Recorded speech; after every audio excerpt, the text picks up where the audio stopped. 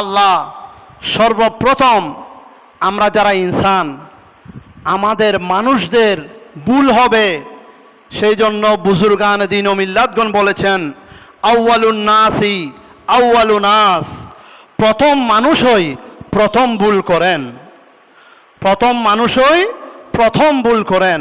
এর ব্যাখ্যা হচ্ছে আমাদের মুসলিম জাতির পিতা, সকল মানব জাতির পিতা হযরত আদম আলাইহিস সালাম বেহেশতের মধ্যে গুমদম ফল খাওয়ার কারণে, যেটা খাওয়া নিষেধ ছিল, শয়তানের প্ররোচনায় পড়ে, ইবলিসের তাড়নায় পড়ে, ওয়াসওয়াসায় পড়ে, আমাদের আম্মাজান মা হাওয়া আলাইহিস সালামের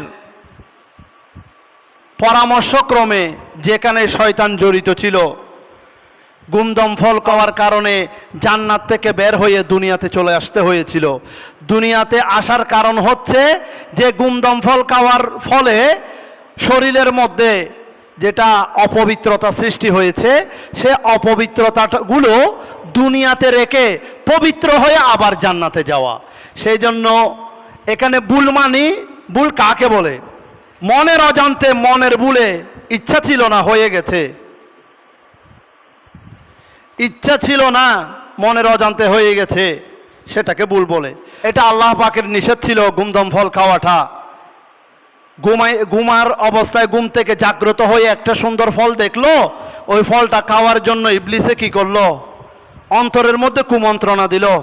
ওই ফলটা খাওয়ার ফলে 300 বছর দুনিয়ার জমিনে একজন এক মেরুতে, অন্যজন আরেক মেরুতে। আদম আলাইহিস সালাম ওই শ্রীলঙ্কার সিংহল পাহাড়ের উপরে, এদিকে মা হাওয়া আলাইহিস সালাম আরেক জায়গায় আল্লাহ নামিয়ে দিলেন, দুইজনকে দুই প্রান্তে। আবার এই মাসে, জিলহজ মাসের ইয়মুল আরফার দিন মা হাওয়া আলাইহিস সালাম এবং হযরতে আদম আলাইহিস সালামের সাথে ওই সাক্ষাৎ হয়েছিল ইয়মে আরফার ওই ময়দানের মধ্যে। সুবহানাল্লাহ।